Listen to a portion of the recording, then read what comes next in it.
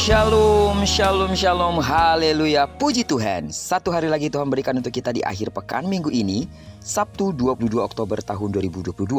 Ini adalah sebuah anugerah yang harus kita bisa jalani dengan penuh tanggung jawab di hadapan Tuhan. Seperti Tuhan sudah menyertai dan memberkati tidur malam kita, maka percayalah juga bahwa di sepanjang hari ini Tuhan pasti akan menyertai dan memberkati hidup kita. Hari ini sebelum kita kembali lebih jauh melakukan semua kegiatan kita, izinkan Tuhan bicara kepada kita lewat pembacaan Alkitab satu hari satu pasal dari pembacaan 12 hari bersama Daniel.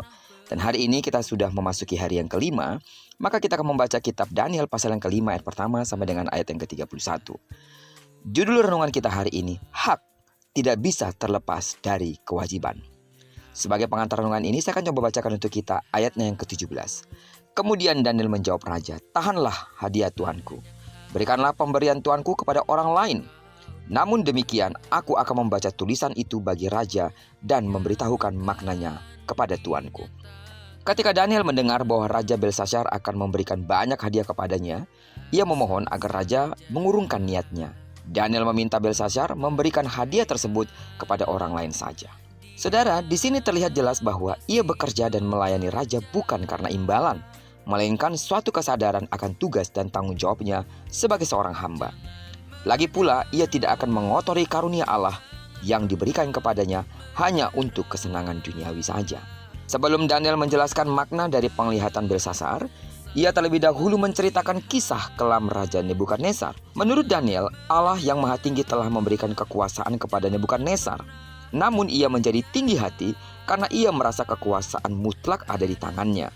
Kesombongannya telah membawa Nebukadnezar jatuh ke tempat yang paling rendah dan hina seperti binatang. Rupanya Belshazzar mengikuti jejak kesombongan ayahnya. Sifat buruknya telah mendorong Belshazzar bertindak kurang ajar terhadap segala perkakas bait suci untuk dipakai sebagai cawan anggur untuk pesta pora. Tindakannya itu telah menodai kesucian Allah yang Maha Tinggi. Setelah itu Daniel membaca dan mengartikan tulisan tersebut sebagai berikut. Mene Mene Tekel Ufarsin, yang artinya masa pemerintahan Raja Belshazzar dihitung dan diakhiri oleh Allah, serta kerajaannya akan dipecah dan diberikan kepada bangsa Media dan Persia. Penghukuman Allah memperlihatkan ketidaklayakan Belshazzar sebagai pemimpin. Lalu raja menganugerahkan hadiah dan mengangkat Daniel sebagai orang ketiga yang memiliki kekuasaan besar di seluruh wilayah Babel, dan semua yang dikatakan Daniel menjadi kenyataan. Mengutamakan kewajiban merupakan prinsip dan ajaran moral yang sangat penting. Banyak orang menuntut haknya namun mengabaikan kewajibannya.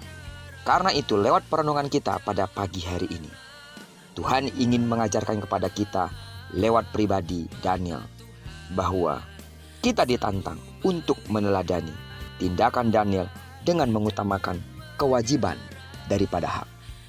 Ketika seorang suami menuntut haknya dari seorang istri, atau sebaliknya, ketika istri menuntut haknya dari seorang suami, lakukanlah terlebih dahulu kewajibanmu.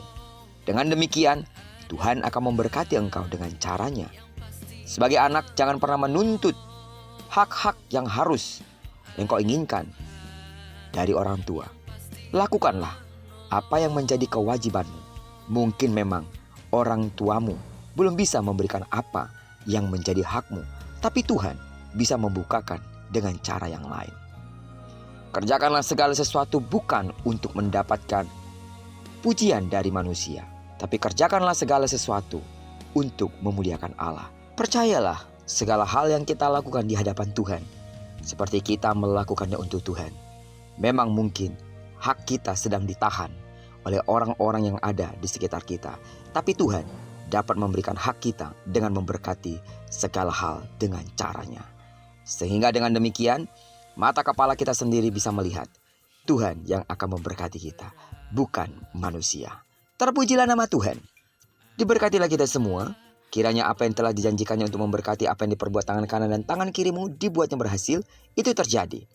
Dan karena kita telah menyerahkan diri kita sepenuhnya ke dalam tangan pimpinan Tuhan, maka di sana pasti kemuliaan Tuhan akan dinyatakan. Diberkatilah kita bersama dengan orang-orang yang kita kasihi, serta bersama dengan orang-orang yang kita cintai dimanapun mereka berada. Terpujilah nama Tuhan. Shalom.